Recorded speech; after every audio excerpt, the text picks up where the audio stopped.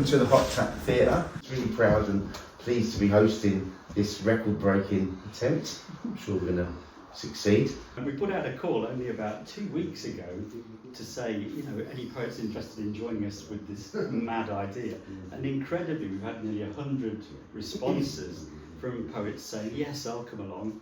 So we're able to draw up this fantastic agenda. We've got a rota with about 4 poets in each half-hour slot. And if all goes to plan, they'll speak for roughly 7 minutes each, and that will fill 12 or 13 hours. So this is the start. We're coming up to 9 o'clock. Henry Normal has very graciously offered to start us off, and he's also going to come back tonight at 9 p.m. when we will break the record if all goes to plan. So that should be quite a moment in 12 hours' time. And then we'll carry on just for the hell of it to make sure we've broken the record by carrying on till at least 10 o'clock tonight. So I'm going to start you off with the first poem. Ooh, right on time. That is an excellent time. Great time. Bring us 100 keen poets. Send us the workers in rhyme. Turn all your telephones off.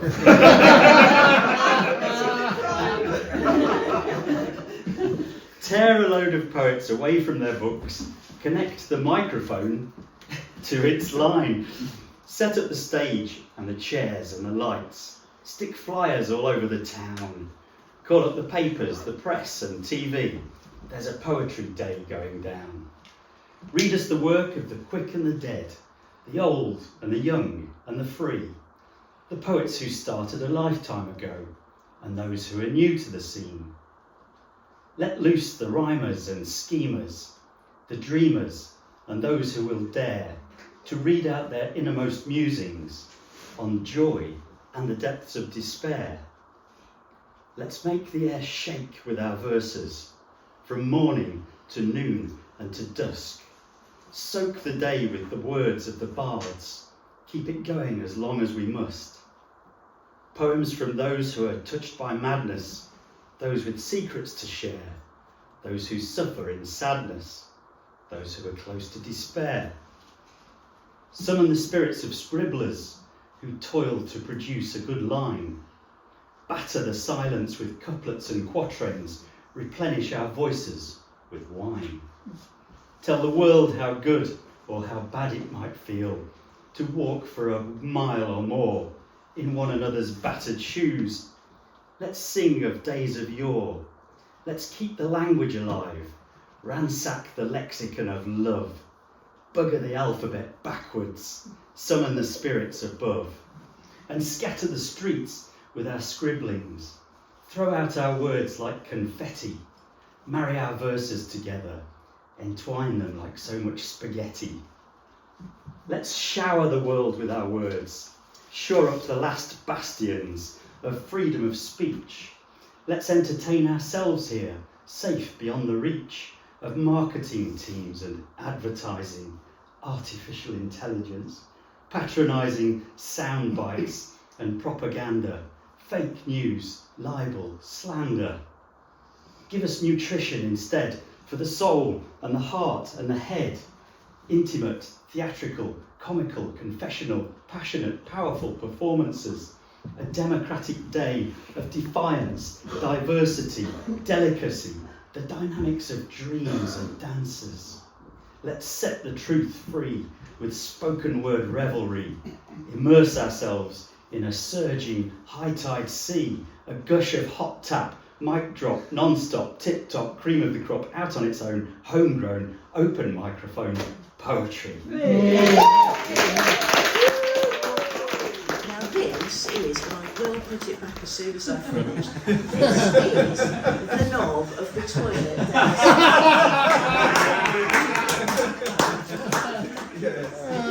There it is. Anyway, so here we go. And this is called Not All Narcissists Asked to Exist. Not all narcissists are nasty. Some of us are quite nice. You've probably one or more in your life, a friend, your boss, your partner in life. Am I a narcissist? I couldn't possibly say. One thing I do know is nobody asked to be born that way.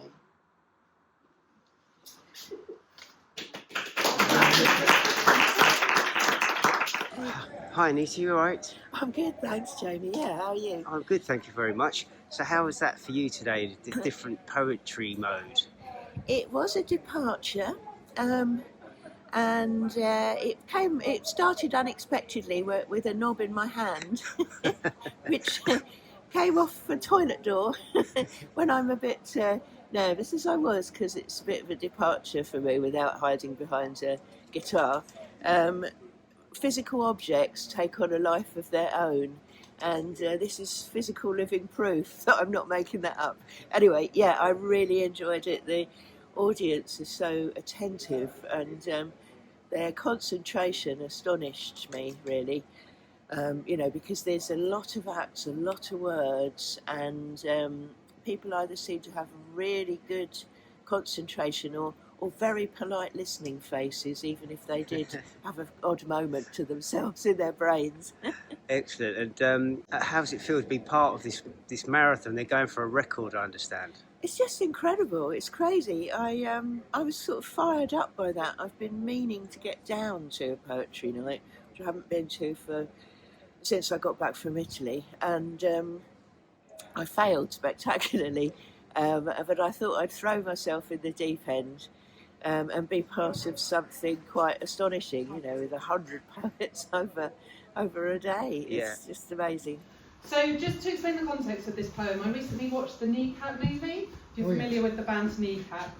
And it reminded me that in my childhood in the 80s, bizarrely we were not allowed to hear the voice of Sinn Féin leader Gerry Adams on British TV. But what we were allowed to hear was Gerry Adams' words dubbed by an actor, like Make It Make Sense. So hopefully everyone isn't too young to not know, but it's also worth remembering Thatcher was in power at the time. Yay! Boom! And the Foreign Secretary was called Douglas Turd. And Jimmy Savile was a popular TV presenter and charity fundraiser. But let's just say that didn't really age well. And finally, I just want to say I am a Catholic pacifist, so this is merely a commentary on a really stupid censorship decision. This poem is called Gerry Adams' Voice. Douglas declared he shall be unheard, and lo, Gerry was made mute. His voice replaced, but not his face, but his words still played, so wasn't muting moot? Gerry Adams' voice, too dangerous to hear. Gerry Adams' voice, the siren drags you near. Gerry Adams' voice, your subtextual awakening. Gerry Adams' voice leaves grown men quaking. In the beginning was the Word, and the Word was God. They took the voice but not the meaning, so if language is culture, then isn't that odd? Gerry Adams' voice, too dangerous to hear. Gerry Adams' voice, explosive to your ears. Gerry Adams' voice, orgasmic, you ain't faking. Gerry Adams' voice leaves grown men quaking. You have to ask, what did Thatcher imagine she'd achieve in snatching the tones of Gerry Adams?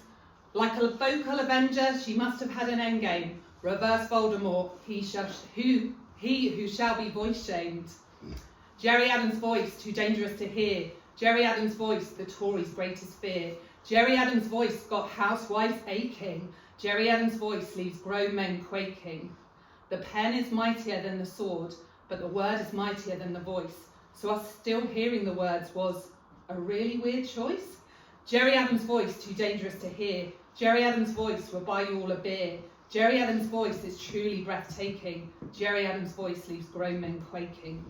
The Tories must have thought his voice is vice. That Duke's tone's an incendiary device.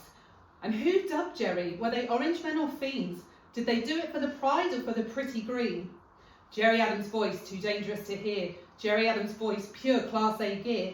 Gerry Adams' voice, a pandemic outbreaking. Gerry Adams' voice leaves grown men quaking.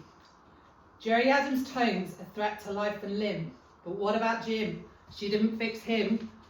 Allowed his voice, lobbied for his knighthood. More worried about Gerry than where Savile put his manhood. Gerry Adams' voice. I remember the first time I actually heard it, and it was just a voice. So I've been trying to get across to one of Tim's events for ages. I live in Brighton, and a world record attempt is the thing that will get me out at 6 o'clock on a Saturday to get over here. Superb. And how does it feel to be part of that attempt? Amazing. I think it's such a lovely thing to do. Like, it's just really nice to sit and hear other people read, and I do quite a lot of slams, and obviously they're marked and judged, and there's got to be a winner, so it's actually really nice to just sit and listen to people read. Fantastic. And your poetry was very heartfelt and very good indeed, and I thought you read very well. Is it all pretty much personal to you? Yeah, I think it always is, and actually I'm trying to make it less about me, if that makes sense. So the girl that runs the slams that I go to, Leanne, who's amazing, says you should either be educating or getting people to empathise with you when you're performing, and I realise quite a lot of what I do is quite personal, so I'm trying to kind of pull it out a little bit more. But like with my Jerry Adams poem, that is kind of more universal, but it's also very me because it's something that is just a weird fact that I got obsessed with and felt like I wanted to write about. But yeah, quite often the stuff I write is about being a woman, being a parent, politics with a small p.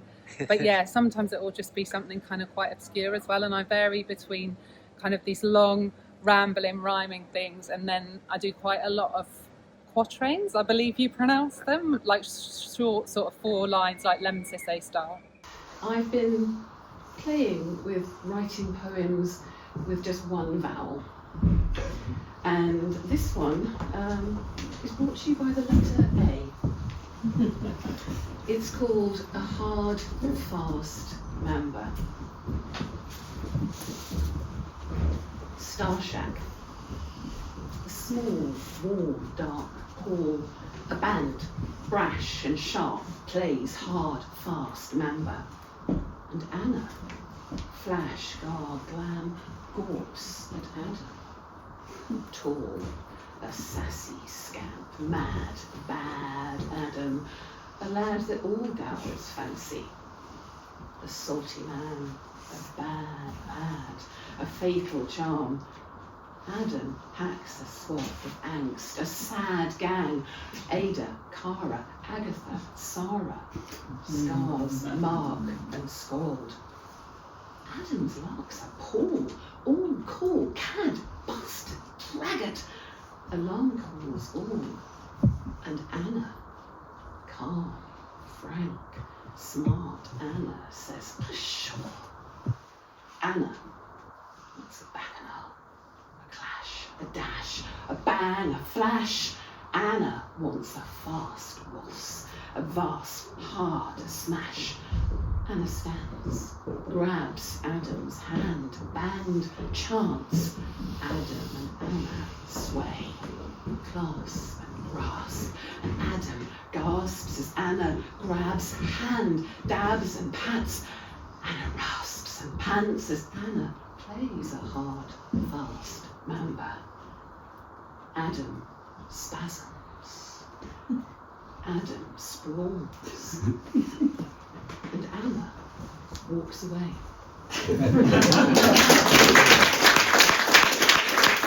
I feel really euphoric. I think it's an absolutely amazing thing. Poetry is, it's rebellious, it's charming, it's exhilarating, and it's just wonderful to be part of a town where people love poetry. I feel so fabulous. It's just great. It really is fantastic. They're all much of the same thing, so I don't get fucking bored. What happens if one day I wake up and decide that I'm worth it? That even with all the hate in this world, my life doesn't have to be shit. I can be proud, I can be sexy, I can be validated and seen. That I don't have to live in fear anymore, just to be me.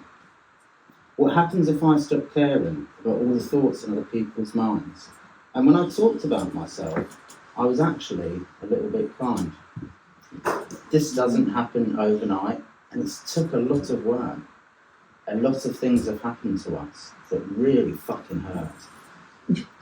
They bitch and they cuss and they make a huge fucking fuss about the clothes that I wear and the colour of my hair and the audacity of this bitch and her fabulous fluorescent flair. Do we care? I don't know. Perhaps maybe a little. When everyone's reaction is to gawp and glare and stop and stare, they put chewing gum in that poor girl's hair. They kicked the boy off his classroom chair and all I want to scream is it's not fair. They mock us all and watch us fall and probably tripped us, but that's not all. Because it wasn't enough to do it just once. The school day starts and so does the pain. The rays of sunshine become a downpour of rain. As you see that face, the one you always do, you try to run away, but it's pointless because of the glue. The glue is the fear that runs deep in your mind. It flows through your body and leaves you capsized. Maybe if I stay still, it'll leave me alone. Does it work? No, of course it doesn't work. It never worked before and it doesn't work now. Maybe when I leave school, things will be better somehow. And then college starts and you experiment with your looks. You forget about school and reading textbooks. Platform boots for armour, winged eyeliner for weapons. That classic wallet chain that's been passed down generations. You step into this new world. Change has come for the better. Let's find where I really fit in. Find the people who think I matter. I walk down the corridor and I see somebody standing there. I try to go up and say hello, but something inside me warns beware. They turn around and see it's me, and it's a face I already know. The glue starts to harden, and I know how this all goes. He looks me up and down and scoffs with his gormless gang of slithering slods. The cycle continues and the pain endures. I cry in the mirror and I point out my flaws. No one can hate me more than I already do.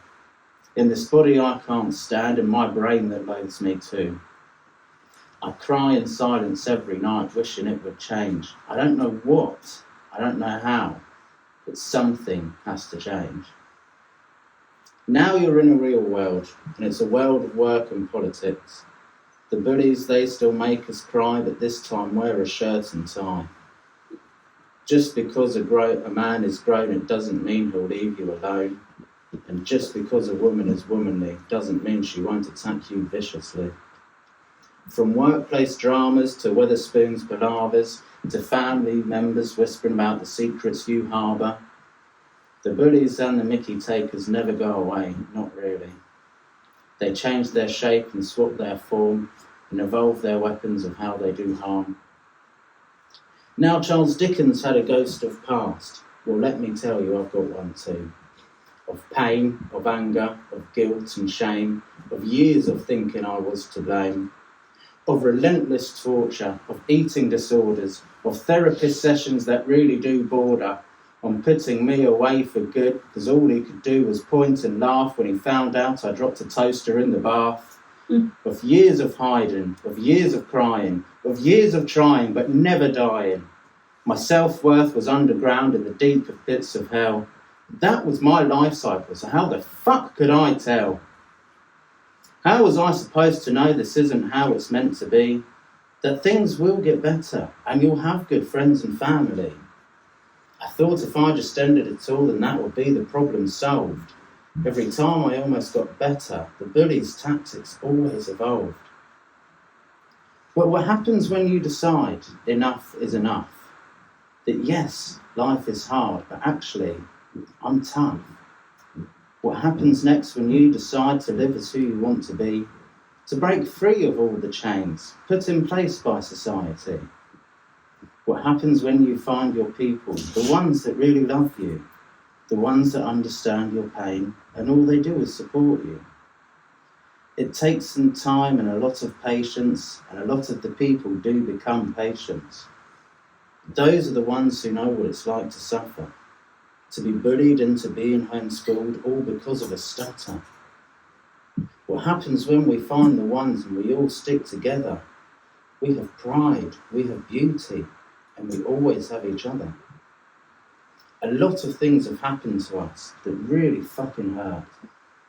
But we don't let that define us or leave us caged up in a little pen.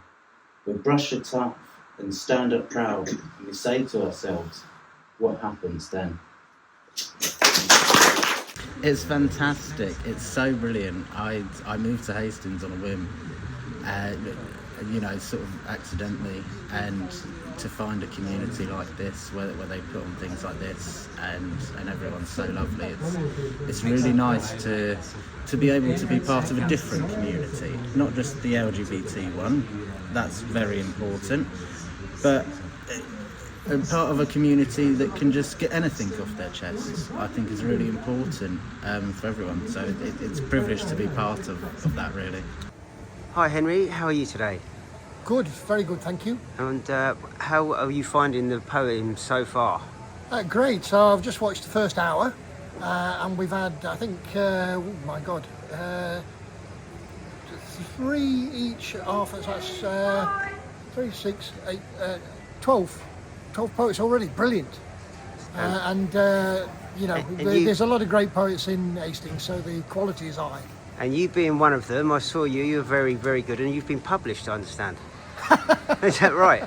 I've been published many times. Of yes. course. Yeah. I'm 69. I've been published since I was 19, so that's 50 years. Oh, fantastic. I didn't realise. I do apologise. That's right. That does explain why your poems are so great. Do you have a favourite poem? Do I have a favourite poem? What, of mine or of just generally? I don't mind, but one of each. Yes. When I started off writing, I looked at all the poets that I could. I came across a chap called Poet-a-thon, who's a Danish poet, and he had a brilliant poem which he wrote in 1945, which is, to lose one glove is painful, but nothing compared to the pain of losing one, throwing away the other, and finding the first one again. Very good. Now, the great thing about that is written in 1945, and in 1945 Denmark was under Nazi rule, and that poem was put on buildings, and the Nazis didn't understand it, but the Danish people understood it, because what it's saying is, if you lose your country, don't lose your sense of self, because when you get your country back, you'll need your sense of self. So I love the fact that even though it was written in 1945, it's still funny today, and it works on different levels. It's the beauty of poetry. Absolutely, I get that. Yeah, well, excellent. And what about your own poem? My own poem. I wrote a little poem about libraries, because when I first started, when I was 19, I used to go into the library, so I fell in love with the librarian. So this is a little poem about that. It's called My Heart Will Not Be Shushed. I fell for a librarian. I asked her to be mine. I said, my love for you is overdue. And she said, fine. Oh, that's very cute. Excellent. Thank you very much. Cheers. And it's lovely to meet you. And now, back to the brilliant Henry Normal. Well done. Now I've got to say, this is fantastic, isn't it? That, now, who was it we beating? Folkestone. Folkestone! Yeah. A worthy adversary, I'd say. Now, Steve, you've been here all day, haven't you? Yeah, pretty much, yeah. And you've been here all day. Has anybody else been here all day? Yeah. Yes, you put your hand up this morning. Well done. Well done, sir. I wrote this poem when I broke my arm. Living at Fairlight, I broke my arm, went up a ladder, and I was there in bed, thinking I want this to pass, and then I thought, no, I don't want this to pass. This is my life. This moment is my life. So this is called Better Days. I'll live with this. Midwinter, we yearn for spring.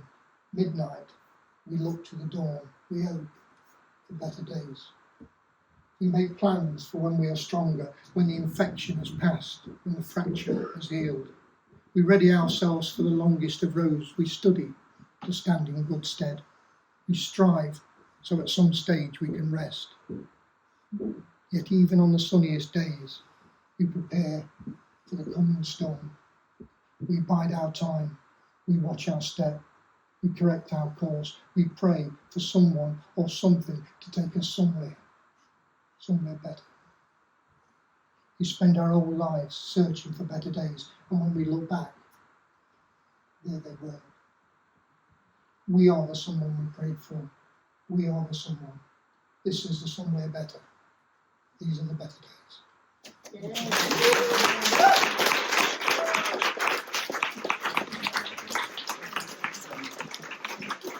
Henry, and thanks for supporting this event generally, it's been great. That's a bloody brilliant poem, I love that. Sort of inspired by this very event, and I think the title speaks for itself. It's APIBTVTHWPDEIAAI. If life is proven troublesome, you feel down on your luck. Each day a new event just makes you shout out, WTF! Don't let those problems weigh you down. Stand up tall and proud. Looks light travails right in the eye and simply, LOL! For often you will find in time these cares will go away, though seeking help from friends can make that quicker, BTW. You're deserving of existence full of happiness and health. Remember, friends can help. You don't have to DIY. And that life can be simple, not a questing for dominion. Pursuit and wealth for power, not worthwhile, IMO. Cut out the bad and look for things that bring you wild elation. No need to tell me what those are, that's TMI. Don't go full on with everything, sometimes a different tack. Give space to chill and decompress by saying, BRB. Last point, like in this poem, sometimes given to your whims. They don't have to say much time with these, TLA.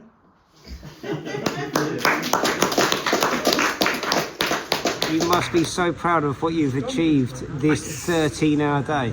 It's absolutely insane. I mean, the idea was only had relatively recently. The fact that we managed to pull together enough poets to fit all the full 13 hours is just, it's just unreal. It does. No, it just fantastic. seems ridiculous more than anything, but it's been a brilliant day. Very, very pleased, yeah, so many fantastic poets, such variety, and the fact that we had to slightly move to fit people in. Yeah. Rather than filling in ourselves, It's funny, and it doesn't get boring. You'd think sitting through 13 hours of poetry, you'd get fed up. But people are so different. You know, you don't know what's coming in the next 5 minutes. No, it is variety. And I mean, a load of poets, the open mic poetry evening, it's a place where people feel they can come and do poems that cover a lot of very raw stuff. And I'm glad that today's event has been as much a safe space for people to do stuff with hard subjects as the normal open mic night. Yeah, we've had extremely experienced poets like Henry Normal or Anthony Mayer, and then complete newcomers like yourself, Jamie. I know. I there's no way I could have done it without having a go. So thank you for that. And I think I was number 100, by the way. Oh, there you go. Doing great. Been a brilliant day, night, whatever. Great to be at the Hot Tap because it shows that we've opened up to all the poets now. 100 poets in one day. Amazing event. Brilliant. Hurrah! Hurrah! Hurrah! So lift up your heads and shout out loud. Be a part of the Hastings crowd. We've beaten UK record. 13 hours stands as proud. Hurrah! Hurrah! Hurrah!